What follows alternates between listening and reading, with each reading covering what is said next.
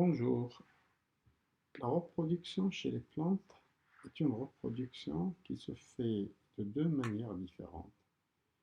Une première manière faisant intervenir, comme chez les humains, un individu femelle et un individu mâle pour donner un nouvel individu.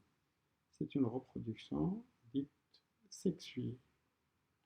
La deuxième reproduction est une reproduction qui va intervenir des organes spécialisés, toujours pour donner un nouvel individu, et ce, soit à partir de bulbes, de tubercules, de rhizomes ou racines, et même de tiges. C'est une reproduction dite reproduction asexuée. La reproduction sexuée se fait chez les plantes dites les plantes à fleurs. Ce sont des plantes de deux types. Les angiospermes d'une part, qui sont des plantes qui produisent des graines dans un fruit, et les gymnospermes d'autre part, qui sont des plantes à fleurs qui produisent des graines qui ne sont pas contenues dans un fruit. On en donnera une autre définition un peu plus tard. Pour ce qui est de la reproduction sexuelle chez les angiospermes, l'organe de reproduction est la fleur. Cette fleur, lorsqu'on l'observe, elle est composée par un ensemble de pièces florales qui forment deux types d'organes. Il y a d'une part les organes extérieurs, qui sont des organes protecteurs et qui sont formés par deux types de pièces florales.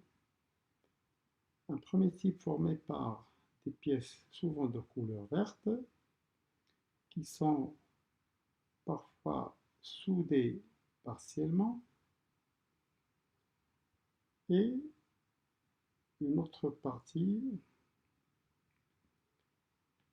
qui sont des pièces florales qui sont souvent de couleur vive, ici blanche et ici de couleur jaune. Ces pièces florales de couleur vive, ils peuvent être aussi soudées partiellement ou soudées totalement, ou carrément ne pas être soudées comme ce qui est le cas dans cette fleur.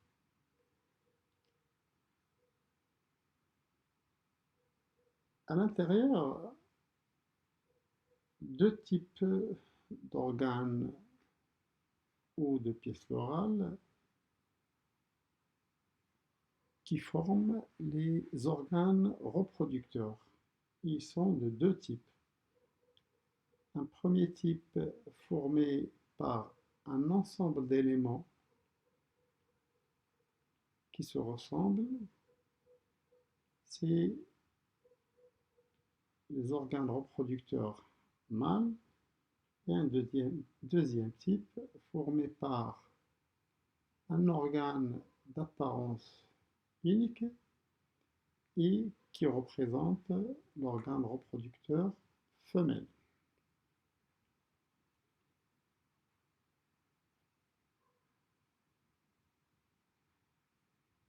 L'ensemble des pièces florales protectrices de couleur verte représente ce qu'on appelle le calice, et ils sont formés par un ensemble de pièces appelées les sépales. Tandis que l'ensemble des pièces florales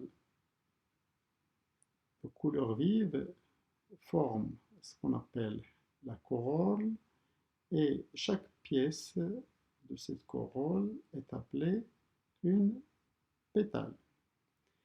Et l'ensemble de ces deux pièces florales, à savoir les organes protecteurs, forment ce qu'on appelle le périanthe. Tandis que l'ensemble des pièces florales reproductrices mâles forme ce qu'on appelle l'androcée, et chaque pièce de cet androcée est une étamine. Enfin, l'ensemble des pièces florales formant l'organe reproducteur femelle est appelé le gynécée et il est formé par un ensemble de pièces appelées carpelles qui sont souvent soudées entre elles puisque le gynécée apparaît en une seule pièce, en un seul morceau. Ces différentes pièces florales sont souvent regroupées en pièces concentriques, c'est-à-dire, lorsqu'on regarde cette image, on voit qu'on a de l'extérieur vers l'intérieur les sépales, suivis des pétales, suivis des étamines, et au milieu, on a les carpelles. De même, l'espèce P, on a les sépales, et puis les pétales,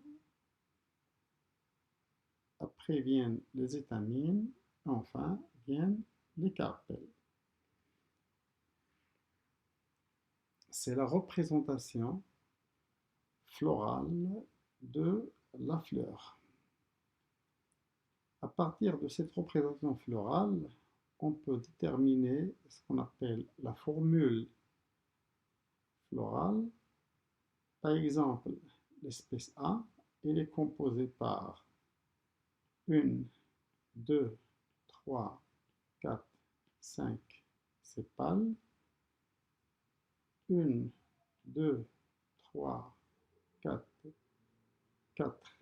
étamines, et ici on a 4 sépales et 10 étamines, et en fin de compte une carpelle. Donc on a 5, 4, 10 et 1.